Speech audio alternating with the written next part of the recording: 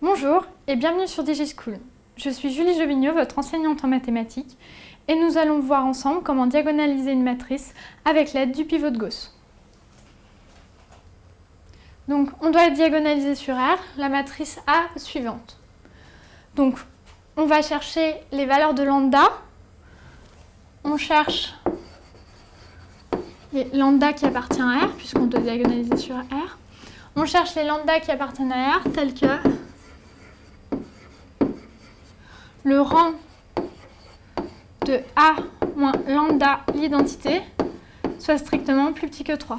En effet, ça nous donnera les valeurs de lambda telles que A moins lambda l'identité n'est pas inversible. Donc pour ça, on va utiliser le pivot de Gauss. Donc le rang de ce système de vecteurs-là, 2, 1, 1, donc moins 2, moins lambda, puisqu'on enlève lambda l'identité, 1, moins 2, moins lambda, 1, 1, 1, moins 2, moins lambda, c'est égal au rang de, et alors là, on remarque ce qui se passe, la symétrie de ces coefficients-là, enfin leur égalité surtout, et la manière dont la matrice est faite, on se dit qu'on va garder la première ligne et lui ajouter les deux lignes ici. Donc si on ajoute à la première ligne les deux lignes, donc on va faire L1 reçoit L1 plus L2 plus L3. Et L2 et L3 ne changent pas. Donc là, on ajoute 2, donc ça fait moins lambda. On ajoute moins 2 moins lambda plus 1, ça fait moins lambda, moins lambda. Et donc là, on garde les deux lignes ici, moins 2 moins lambda, 1, 1, 1, moins 2 moins lambda. Donc ça, c'est égal au rang de, et on va, vous voyez, ce qui est le plus pratique pour faire un pivot de Gauss, c'est de se ramener avec des coefficients qui sont simples pour éliminer les coefficients des autres lignes. Donc du coup, on va ramener la dernière ligne en première ligne. Donc ça nous fait que L1, ça reçoit L3. Donc on va garder inchangé la deuxième ligne. Et donc, la troisième ligne reçoit ce qui était la première ligne. Donc L3 reçoit L1. Et donc, ça, c'est égal au rang de... Et donc maintenant, on va éliminer ce coefficient-là, en faire un 0. Donc, on va faire la deuxième ligne moins la première ligne. Donc, ça nous fait... Bon, la première ligne reste inchangée. La deuxième ligne moins la première ligne. Donc, ça nous fait 0, moins 3, moins lambda. Et là, moins la première ligne, donc 3 plus lambda. On veut de même éliminer le coefficient lambda, donc on va multiplier par lambda et ajouter les deux lignes, donc ça fait 0. Je multiplie par lambda, 0.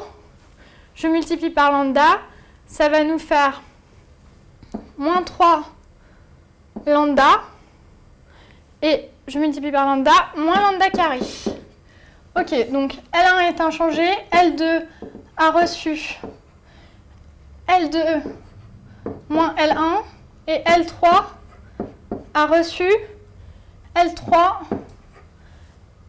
plus lambda L1.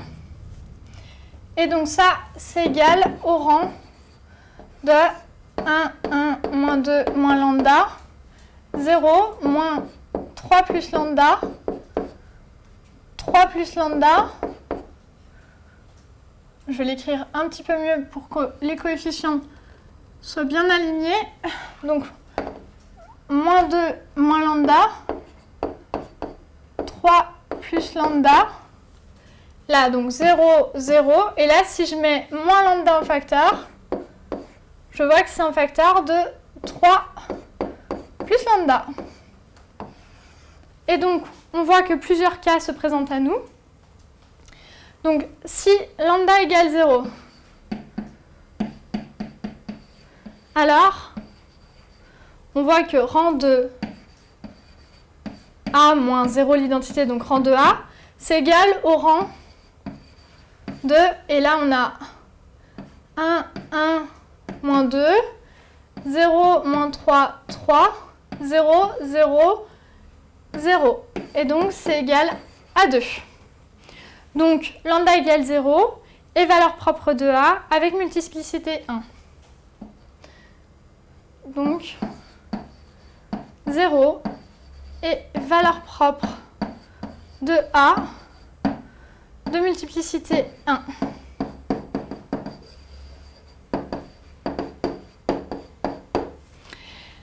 Maintenant, on voit que si lambda égale moins 3, alors rang de A moins 3i, donc A plus 3i, c'est égal au rang de donc 1, moins 3, donc ça va nous faire 1. Et là, 0, 0, 0, 0, 0, 0. Et donc c'est égal à 1. Donc, moins 3 et valeur propre de A de multiplicité 2.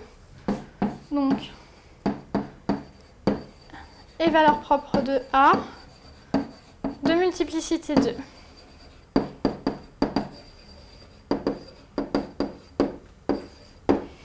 Donc, on a trouvé toutes les valeurs propres de A.